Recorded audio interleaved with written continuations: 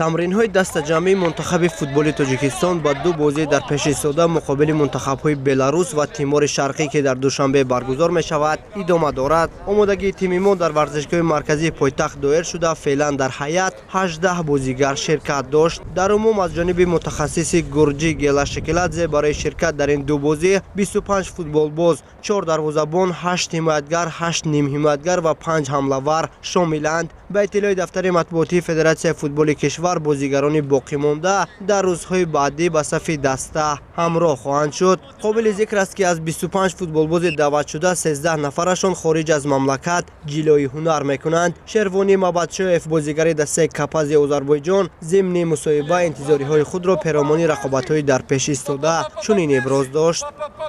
Дастаи Беларусия дастаи пурқувват аст.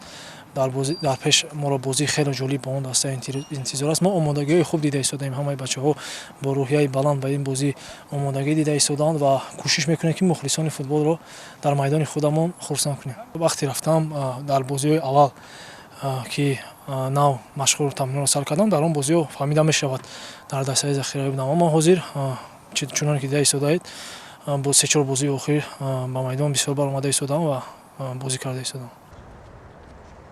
яке аз бозигарони калидии тими миллии мо бидуни шакку тардид ин Рустам Ятимов мебошад. дарвозабони дастаи Ростов дар дидор бар муқобили Беларус баромад намекунад. Мавсуф 19 ноябри соли гузашта дар бозии дӯстона муқобили Афғонистон корти сурх гирифта буд ва тибқи муқаррарот дар ин дидор иштирок нахоҳад кард. ҷои таъкид аст ки ба ситоди мураббиёни мунтахаби кишвар як мутахассиси дигар ҳамроҳ шуд. Леван Хомерӣ ки мутахассиси 51 солаи Гурҷӣ минбаъд ба Гела Шекеладзе дар ҳайати тими миллӣ ва олимпии Тоҷикистон кӯмак мекунад. баъди муайян шудани ҳайати мунтахаби кишвар миёни коршиносон ва мутахассисони соҳа баҳсҳое ба миён омад ки чаро як қатор бозигарон аз ҷумла Муҳаммадҷон Раҳимов, Ҷаҳонгир Эргашев ва Алишер Шукуров чаро ба даста даъват нашуданд. худи Гела Шекеладзе дар ин бора чунин андеша дорад. Этот момент сейчас мы привлекли около 13, так сказать, легионеров и 12 местных команд. Ну, желалось бы наши футболисты, которые в чемпионате выступают, в более оптимальной форме было, но что поделаешь, надо еще время. У нас пополнение в штабе, он будет помогать и первой сборной, и У-23, который готовится уже на чемпионат Азии, групповые турниры. И наши штабы будет, и параллельно будет молодежных игроков смотреть чемпионаты. Алишер, мы знаем, что сейчас только что подписал в команде, и мы так договорились с Алишером, чтобы в это время мы не будем его дергать, потому что он должен закрепиться в команде, и чтобы формы набрал, а в следующую, когда он уже набирается, он член нашей команды, и обоюдным согласием мы дали ему возможность, чтобы сейчас там в клубе поработал.